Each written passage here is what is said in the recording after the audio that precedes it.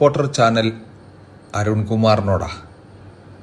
താങ്കൾ ഇന്നലെ ഫിറോസ് സാഹിബ് നടത്തിയ വാർത്താ സമ്മേളനവുമായി ബന്ധപ്പെട്ടുകൊണ്ട് ചില വിശകലനങ്ങൾ നടത്തി കാണാൻ സാധിച്ചു. അപ്പോൾ അതിൽ താങ്കൾ ചോദിക്കുന്നത് UAE അതായത് ദുബായിൽ അദ്ദേഹത്തിൻ്റെ ബിസിനസ് സ്ഥാപനത്തെക്കുറിച്ചാണ്. അതിൻ്റെ ഡീറ്റെയിലാണ് അങ്ങ് ആരാഞ്ഞത്.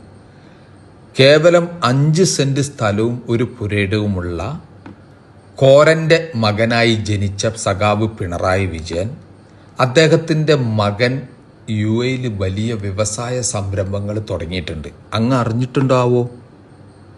ചോദ്യങ്ങൾ വിരൽ ചൂണ്ടേണ്ടത് അങ്ങോട്ടല്ലേ? കാരണം കേരളം കഴിഞ്ഞ 9 കൊല്ലമായിട്ട് ഭരിക്കുന്നത് പിണറായി വിജയനാണ്.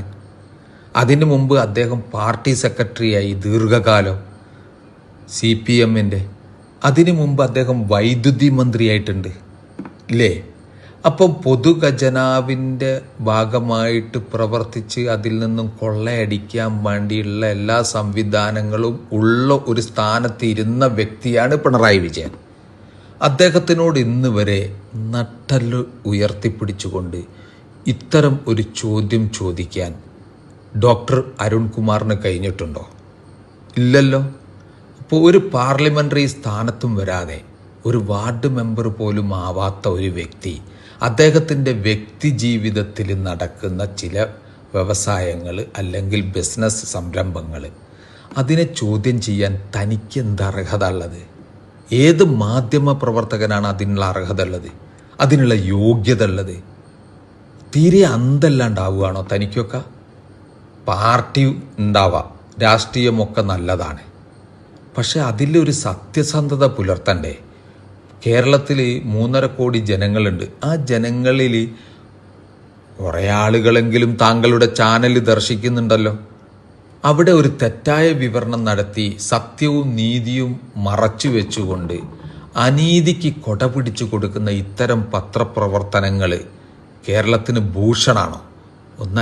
ഒന്ന് ആലോചിച്ചാൽ മതി. ആദ്യം താങ്കൾ ചെയ്യേണ്ടത് ജനങ്ങളാൽ തെരഞ്ഞെടുക്കപ്പെട്ട് ജനങ്ങളുടെ നികുതി പണം കൊണ്ട് ജനങ്ങൾ എടുത്ത ഒരു മുഖ്യമന്ത്രി ഉണ്ട് കേരളത്തിൽ. അദ്ദേഹത്തിൻ്റെ മകൾ വീണ വിജയൻ്റെ പേരിൽ വലിയ സാമ്പത്തിക ക്രമക്കേടിന് കേസ് രജിസ്റ്റർ ചെയ്തിട്ടുണ്ട്. അതിന് വിരൽ ചൂണ്ടാൻ താൻ കുടിച്ച മുലപ്പാൽ മതിയാവുമെന്ന് എനിക്ക് തോന്നുന്നില്ല. നിങ്ങൾ മനസ്സിലായില്ലേ? അതുകൊണ്ട് ചാഞ്ഞ മരാണെന്ന് കരുതിയിട്ട് കയറി കൊട്ടാൻ നിൽക്കണ്ട. ആദ്യം താൻ പൊതുജനങ്ങളുടെ നികുതി പണം കൊണ്ട് ജീവിക്കുന്ന പിണറായി വിജയൻ്റെ കുടുംബത്തിൻ്റെ സാമ്പത്തിക സ്രോതസ് അന്വേഷിച്ച് അത് കേരളത്തിലെ ജനങ്ങൾക്ക് ബോധ്യപ്പെടുത്തി കൊടുക്കുന്ന ഒരു പ്രവർത്തനം ചെയ്തിട്ട് വാ PK ഫിറോസിൻ്റെ സാമ്പത്തിക സ്രോതസ് അന്വേഷിക്കാൻ. കാരണം അദ്ദേഹം ഒരു പാർലമെൻ്ററി അല്ല. അദ്ദേഹം ഇന്ത്യൻ യൂണിയൻ മുസ്ലിം ലീഗിൻ്റെ പോഷക സംഘടനയായ യൂത്ത് ലീഗിൻ്റെ ജനറൽ സെക്രട്ടറി മാത്രമാണ്. അതിൻ്റെ അപ്പുറത്തേക്കില്ല. ഓക്കെ? അതുകൊണ്ട് അത് അന്വേഷിച്ചിട്ട് ജനങ്ങളെ ബോധ്യപ്പെടുത്തി കൊടുക്കാൻ എനിക്ക് കഴിയുകയാണെങ്കിൽ ഞാൻ കുട്ടിയാണ്. KT ജലീലിനോടും അത് തന്നെ പറയാനുള്ളത്.